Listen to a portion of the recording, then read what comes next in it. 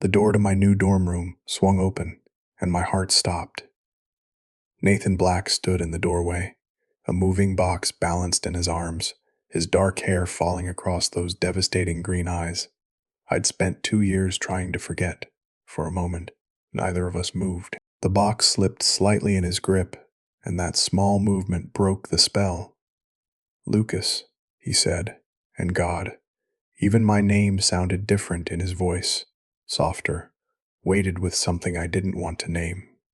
"What are you doing here?" The words came out sharper than I intended, my fingers tightening around the strap of my messenger bag until my knuckles went white. He set the box down carefully, deliberately, the way he did everything. I transferred. "Architecture program here is better." His eyes held mine, and I saw the lie in them immediately. Nathan had been accepted to 5 top architecture schools. He didn't need to transfer anywhere. "You're my new roommate." It wasn't a question. The universe had a cruel sense of humor. Seems that way. He stepped fully into the room, our room, and suddenly the space felt impossibly small. 2 years. It had been 2 years since I'd last stood this close to him, since I'd broken both our hearts because I thought distance would kill what we had anyway. Better a clean break than a slow death, I'd told myself. I'd been so sure I was doing the right thing. I hadn't counted on him following me. The first week was torture. We moved around each other like dancers in a choreographed routine, polite and careful and achingly distant. Nathan took the left side of the room. I took the right. He studied late into the night at his drafting table, the soft scratch of his pencil, a soundtrack to my insomnia. I painted during the early morning hours when the light was golden and he was supposedly asleep, though I often felt his eyes on me, watching from beneath half-closed lids. We didn't talk about it, about us, about the fact that seeing him make coffee in the morning, sleep rumpled and soft, made my chest physically hurt. It was on a Thursday afternoon, when I came back from my figure drawing class, that everything shifted. Nathan was sitting on his bed, and spread across his desk were things I recognized. With a jolt that felt like falling, a braided leather bracelet I'd made him in 11th grade, worn soft from constant wear. A stack of photographs, as at junior prom, at the beach, in his mother's garden. Sketches I'd drawn on napkins and scraps of paper, silly little doodles I'd forgotten existed. He'd kept them, all of them. "Why do you still have these?" My voice cracked on the last word. Nathan looked up, and there was no surprise in his expression. He'd known I would find them eventually. Wanted me to, maybe, because they're important to me. "Nathan, we broke up 2 years ago." "You broke up with me?" he corrected gently, standing. "I never wanted that, Lucas. You made that decision for both of us." The accusation stung because it was true, I thought. The distance, it would have. Destroyed us, maybe. He crossed the small space between us in 3 steps. Or maybe we would have figured it out, but you didn't give us that chance. "So what? You transferred here too? What exactly?" "Win me back." I tried to sound angry, but it came out desperate instead. "I transferred here because I couldn't stop thinking about you. Because every building I designed had windows facing east, the way you like morning light. Because I kept finding excuses to drive past your house when I came home for breaks, hoping to catch a glimpse of you." He ran a hand through his hair, a gesture so familiar it made my throat tight. "I'm not here to force anything, Lucas, but I'm not going to pretend I don't still love you." The words hung between us, honest and raw. You can't say things like that," I whispered. "Why not? It is true." His green eyes searched my face. "Tell me you don't feel anything, and I'll back off. I'll request a room change. You'll never have to see me again." I opened my mouth, closed it. The lie wouldn't come. I didn't think so, Nathan said softly, and turned back to his desk, carefully gathering the photographs and sketches, putting them away like the treasures they apparently were to him. After that, things changed, not dramatically. Nathan kept his word about not pushing. But there was a new awareness between us, an acknowledgement of the truth neither of us could ignore. We started staying up later, talking across the darkness of our shared room. He told me about his family, his courses, his dreams of designing sustainable housing. I told him about my art, about the upcoming winter exhibition that had me tied in knots of anxiety. He started leaving little things for me to find. Fresh coffee in the morning, brewed exactly how I liked it. My favorite sketching pencils, the expensive ones I was always too cheap to buy, appearing on my desk. A plant for the windowsill because he remembered I worked better with living things nearby. "You don't have to do this," I said one morning, holding the still, warm coffee mug. "I know." Nathan glanced up from his laptop, a small smile playing at the corners of his mouth. "I want to." It was the wanting that undid me, not the grand gestures. Nathan had never been about those, but the quiet, constant care. The way he understood that I needed silence when I was working, but company when I was spiraling. How he'd order Thai food on bad critique days without being asked. The way he'd started wearing the bracelet I'd made him again, the leather soft against his wrist. One night, 3 months into the semester, I found him at his drafting table at 2 in the morning, surrounded by crumpled papers and the sharp smell of erasers. "Can't sleep?" I asked, patting over in my paint. Stained sleep shirt. "Big presentation tomorrow." He rubbed his eyes, exhaustion evident in every line of his body. "I can't get the angles right on this community center design." I peered over his shoulder at the sketches. Even I could see the problem. The building looked imposing when it should feel welcoming. "What if you lowered the entrance here, made it more accessible, less intimidating?" Nathan stared at the drawing, then at me, something like wonder crossing his face. Yay. That is exactly it." He made a quick modification, and the building transformed on paper, became something warm and inviting. "You're brilliant," he said, not looking away from me. No, Lucas, you are. Your eye for composition, for how spaces make people feel. It is incredible." He reached out, hesitated, then gently tucked a strand of my hair behind my ear. The touch was feather, light, over in a second, but it left my skin burning. "I missed this, talking about our work with you." "I missed it too," I admitted, the words escaping before I could stop them. His hand was still raised, hovering near my face. "Can I?" He started, then stopped, shook his head. "Never mind, I should let you sleep." But I caught his hand before he could withdraw it completely, held it between both of mine. His skin was warm, calloused from years of drafting and model building. Familiar. "Nathan, why did you really transfer here?" "I told you the truth, please." He was quiet for a long moment, his thumb tracing absent circles on my palm.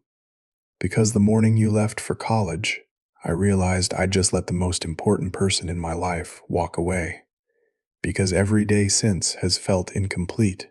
Because I kept thinking, what if I'd fought harder? What if I'd told you I'd follow you anywhere?" He met my eyes, and the vulnerability there took my breath away. "I know I can't undo the time we lost, but I couldn't spend the rest of my life wondering what if. Even if you never take me back, at least I'll know I tried." "You're insane," I whispered, but my hands tightened on his. "You gave up your whole plan." "My plan was always you, Lucas. Everything else was just details." I felt something crack open in my chest, all the careful walls I'd built crumbling. I was so scared, I confessed. That night before I left, I was terrified that long distance would turn us into strangers, that we'd grow to resent each other. So I ended it first, before it could hurt worse. Did it hurt less? Nathan asked gently. No. A laugh escaped me, bitter and broken. God, no. It was like cutting off my own arm. Then why are we still doing this? He shifted closer, until I could feel the warmth radiating from his body.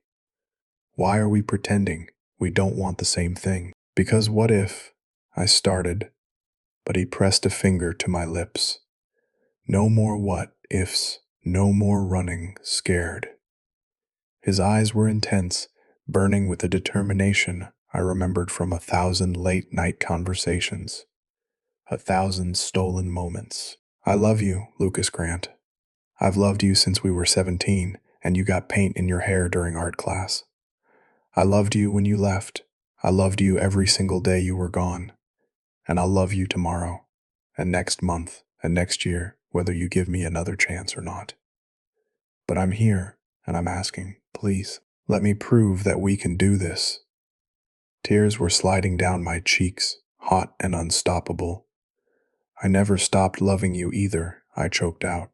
Not for a single day. I just didn't think I deserved another chance after what I did. Oh, baby. The endearment slipped out naturally, and it made me sob harder. Nathan pulled me into his arms, and I went willingly, burying my face in his shoulder. He smelled like coffee and laundry detergent and something uniquely him, and it felt like coming home. You didn't do anything wrong. You were scared. I get that now. I'm still scared, I admitted against his neck. That is okay. His hand stroked through my hair, the touch soothing and familiar. We'll figure it out together this time. No more making decisions alone. Yeah, I nodded, not trusting my voice. We stayed like that for a long time, wrapped around each other in the quiet of our room, the city lights casting soft shadows through the window. Eventually, Nathan guided me to his bed, and we lay down together, my back against his chest, his arm a secure weight around my waist. Get some sleep, he murmured against my hair. We'll talk more in the morning. But I couldn't sleep, my mind racing with the enormity of what had just happened. Nathan? Sorry. For all of it, for not trusting us enough. I know, baby, it is okay. No, it is not. You deserved better than. He turned me in his arms, so we were face to face, his expression serious in the dim light. Lucas, listen to me. What is done is done. We can't change the past 2 years, but we have now. We have tomorrow. And if you're willing, we have every day after that too. That is enough for me. Is it enough for you? I studied his face, memorizing the sharp line of his jaw, the way his dark hair fell across his forehead, the love shining clear and unwavering in his eyes. This was Nathan, steady, patient, mine, if I was brave enough to reach for him. Yes, I whispered, it is enough. He smiled, soft and beautiful, and leaned in slowly, giving me time to pull away. I didn't. When his lips met mine, it was like the final piece of a puzzle sliding into place. The kiss was gentle at first, relearning the shape of each other, then deeper as 2 years of longing poured between us. When we finally broke apart, both breathing hard, Nathan rested his forehead against mine. I've missed you so much. I've missed you too. Every day. We kissed again and again, making up for lost time, until we were both laughing and crying and holding each other like we'd never let go. The next few weeks passed in a golden haze. We didn't tell many people we were back together, partly because we were still finding our footing, partly because we wanted to keep it to ourselves a little longer. But anyone with eyes could probably tell from the way we moved around each other now. No longer careful and distant, but openly affectionate. Nathan would drop by my studio between classes, bringing coffee and stealing kisses while I worked. I'd wait up for him when he had late-night study sessions, reading on his bed so he'd have company. We fell asleep, tangled together most nights, making up for 2 years of sleeping alone. It wasn't perfect. We had arguments about Nathan taking on too much to help me with my exhibition prep, about me not communicating when I was stressed. But we worked through them, learning to fight fair and trust that disagreements didn't mean the end. The real test came 6 weeks later, when my winter exhibition date was announced.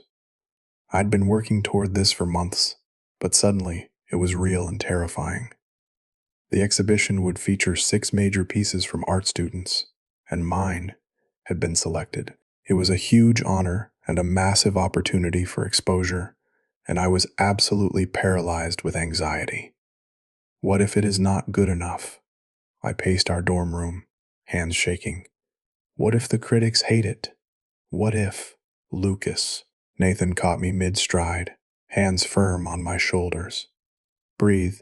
Your work is incredible. You have to say that. You're my boyfriend. I absolutely do not. Remember when you painted that still life series sophomore year, and I told you they were boring? He smiled. I'll always be honest with you about your art. And I'm telling you, this exhibition is going to blow people away. How can you be so sure? Because I've watched you pour your heart into every canvas. Because your use of light and shadow is masterful. Because when people look at your paintings, they feel something. He cupped my face gently. That is the mark of a real artist. Baby, you make people feel. I wanted to believe him, but the fear was still there, a tight knot in my chest. As if sensing my continued panic, Nathan made a decision. Okay, new plan. You're going to paint, and I'm going to stay here and work on my models. We'll keep each other company, but no pressure. Just 2 artists doing our thing. Sound good? It sounded perfect. For the next 3 weeks, that became our routine. Nathan would set up at his drafting table while I worked at my easel, and we'd exist in comfortable parallel, occasionally sharing ideas or just enjoying the quiet company. On the nights when my anxiety spiked, he'd make tea and rub my shoulders and remind me to breathe. When his projects stressed him out, I'd sketch silly cartoons to make him laugh. We were a team. Finally, completely. The night before the exhibition opening, I couldn't sleep. I lay in Nathan's arms, listening to the steady rhythm of his breathing, trying to calm my racing heart. Tomorrow, my art would be judged by professors, critics, potential buyers. Everything I'd worked for was riding on this. You're thinking too loud, Nathan mumbled, still half asleep. I can feel your anxiety from here. Sorry, I didn't mean to wake you. He shifted, propping himself up on one elbow to look down at me. Talk to me. What are you afraid of? Failing, being exposed as a fraud, disappointing everyone who believed in me. I laughed weakly. Take your pick, Lucas. His voice was serious now, fully awake. Do you remember what you told me when I was freaking out about my first major presentation? I thought back. That your worth isn't determined by one project? Exactly. Your art is brilliant. But even if somehow tomorrow doesn't go perfectly, which it will, that doesn't define you as an artist. You're 19. You have decades ahead of you to create and grow and amaze people. He kissed my forehead softly. But for what it is worth, I think tomorrow is going to be the first of many successes. Because you, Lucas Grant, are extraordinary. Tears pricked my eyes. How are you so good at this?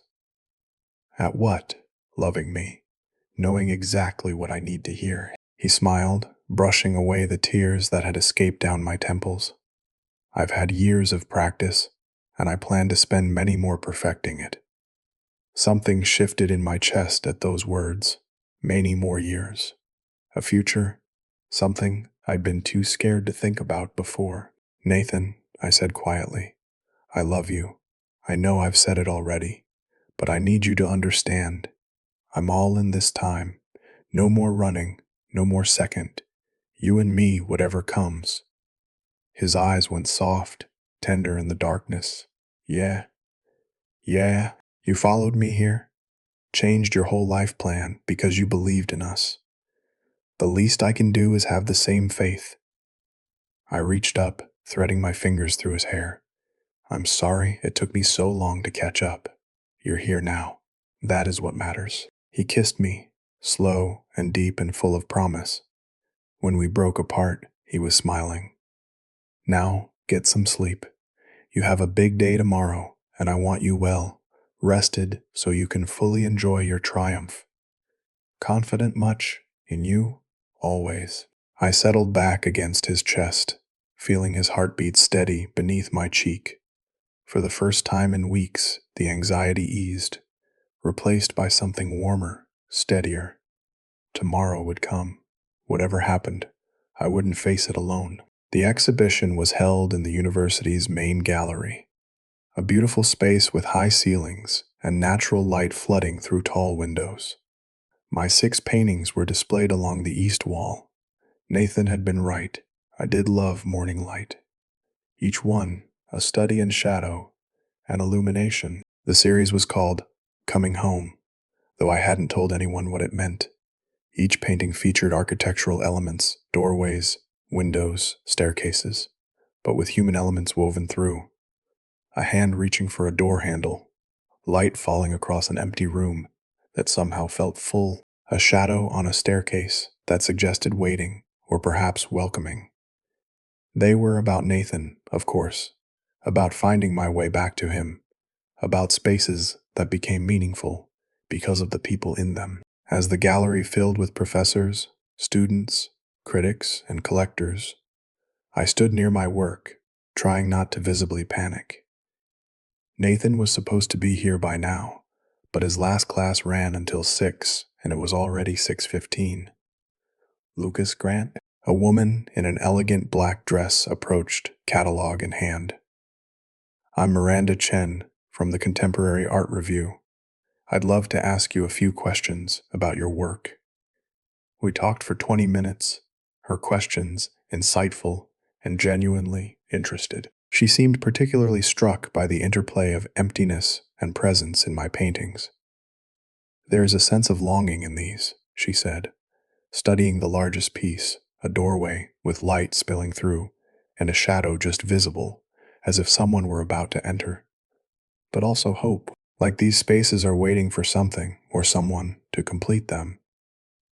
That is exactly it, I said, surprised by her perception. They're about how home isn't a place, it is a person, a familiar voice said behind me. I turned to find Nathan, slightly out of breath, still in his jacket from class. He must have run the whole way. His green eyes met mine, warm and proud. Nathan Black.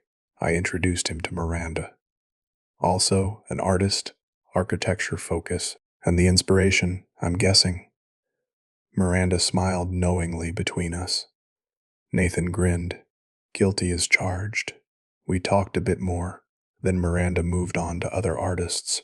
The moment we were alone, Nathan pulled me into a quiet corner. Sorry, I'm late.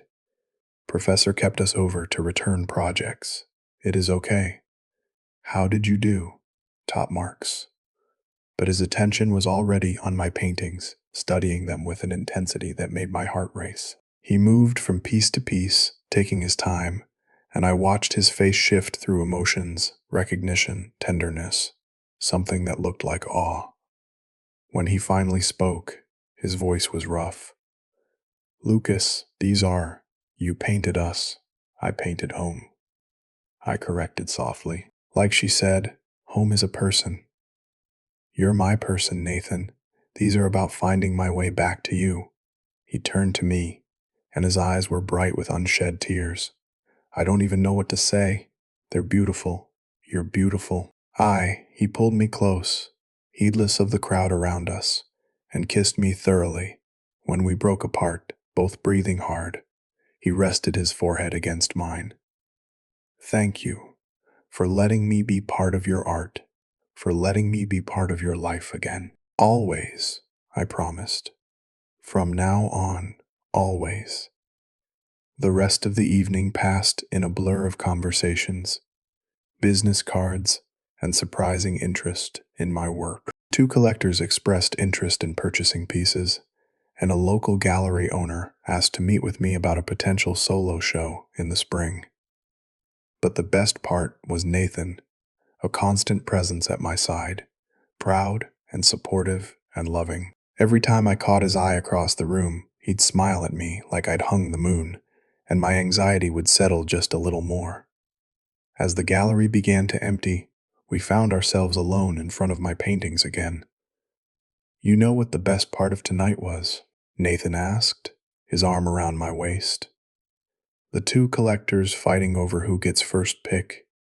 "No, though that was entertaining," he laughed. "The best part was watching you own your talent. You were confident, articulate, completely in your element. That is my favorite version of you. When you let yourself believe you're as amazing as I know you are." I leaned into him, exhausted but happy. "I couldn't have done this without you. Not just tonight, but all of it. You gave me the courage to take risks, to trust myself. You always had that courage, baby." "I just reminded you it was there." He pressed a kiss to my temple. "So, what now? Celebrate with overpriced wine and cheap pizza?" "Actually," I said, turning to face him fully, "I was thinking we could go home, our home, and just be together. No crowds, no pressure, just us." Something flickered across his expression, pleasure, maybe, or relief. I liked the sound of that. We gathered my things and headed back to our dorm, hand in hand, through the cool autumn night. The campus was quiet at this hour, most students either studying or already out at parties. We had the sidewalks mostly to ourselves. "Can I tell you something?" I asked, as we walked. "Anything." "That night, 2 years ago, when I told you we should break up, I cried myself to sleep every night for a month after." Nathan's hand tightened on mine. "I'm not going to say I'm glad you were hurting, but it helps to know it wasn't easy for you either. It was the hardest thing I've ever done, and the stupidest." I stopped walking, pulling him to face me under a street lamp. "But if I hadn't, we wouldn't be here now. We wouldn't have learned how to trust each other, how to communicate better. We wouldn't have grown up," Nathan finished. "Yeah, I've thought about that too. We were kids then, Lucas. We loved each other, but we didn't really know how to do the work that love requires. And now—" He cupped my face, thumb stroking my cheekbone. "Now, I know that love isn't just a feeling. It is a choice you make every day. It is showing up, even when it is hard. It is being honest, even when the truth is uncomfortable. It is trusting that we're strong enough to weather whatever comes." "I choose you," I said, the words coming from the deepest part of me. "Every day, every moment. I choose you, Nathan Black. And I choose you, Lucas Grant. Today, tomorrow, always." We kissed under the streetlight, and it felt like a vow, a promise, a new beginning. Back in our room, we fell into bed together, exhausted but content. Nathan pulled me against his chest, and I settled into the familiar warmth of him. "Hey," he murmured into the darkness.